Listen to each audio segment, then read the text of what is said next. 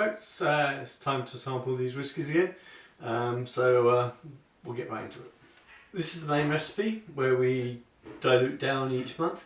We had it down to about 40% last month, and we'll see whether we've lost any more ABV in the last few weeks, and see whether this is heading in the right direction.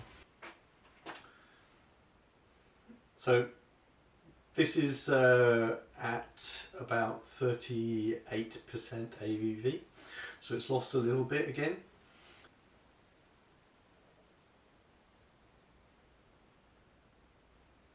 Well, the aroma is quite nice. It's very subtle,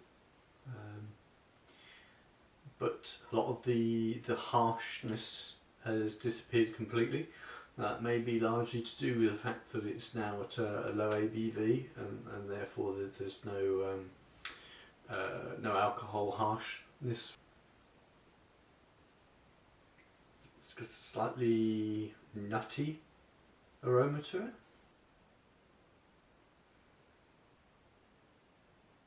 A bit like hazelnuts maybe.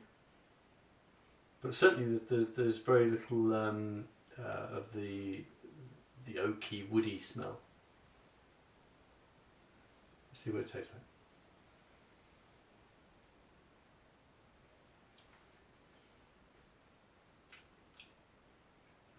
That's not bad. The oak comes through more there. There's a little bit of the tannic bitterness left, but I think that's drinkable. It's not wonderful. I mean, it's not the best whiskey I've ever had, but I've certainly bought whiskies that taste worse than this. It's very oak forward, as you'd expect. Okay. What I think I'm going to do with that is that I've got a new batch of this same recipe, again made with some peated grain, so that's all ready to go through the still this weekend.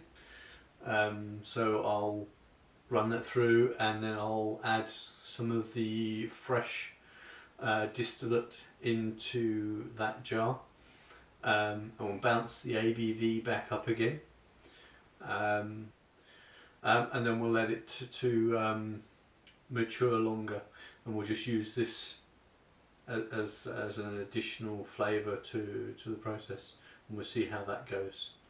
I definitely think it's been struggling with the low ABV, but then I'll also create a separate jar with some of that new distillate, so that I can age that separately and judge one against the other, and see whether it's just different, whether they progress in the same way over the months, or whether we actually get a difference from the different pieces of wood and the different distillate. So they're always going to be slightly different every time. Now we'll have a go at the alternative recipe that I did. Now this one's been staying at the same ABV all the time, and ultimately I want this to go for a whole year, really. I think before it's going to be ready, and that was the intention. So I haven't been watering this one down. It's just going to sit at the same steady ABV. It has lost some ABV in the course of the last few months, I guess due to air exchange when I'm sampling, and these jars aren't exactly airtight, so there'll always be a little bit of air exchange and a bit of losses from that. Yeah, so that jar's dropped from 55% down to about 48% ABV. Again, this is still very gentle on the nose. I find it really difficult to pick up any real aroma from it at all. There is something in there, but it's really subtle. I don't have a particularly good nose, so I struggle to pick up faint smells. but there's definitely some fruitiness in there.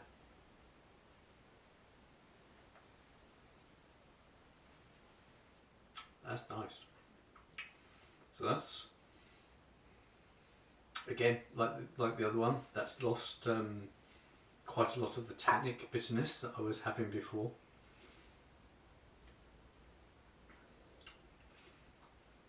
I think that the slightly higher ABV is helping that.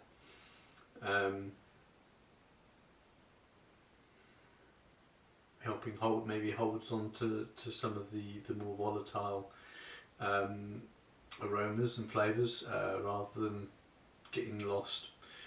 I don't know if you've ever tried adding water to a whisky.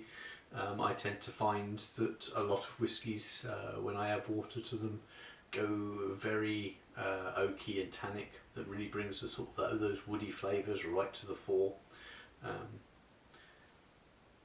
But that's sitting quite nice, moving in the right direction. It's better than it was at the last tasting.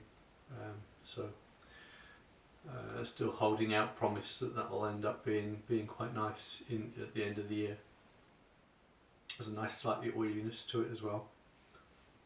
It sort of coats your tongue a little bit when you drink it, which is nice. Oh yeah. If I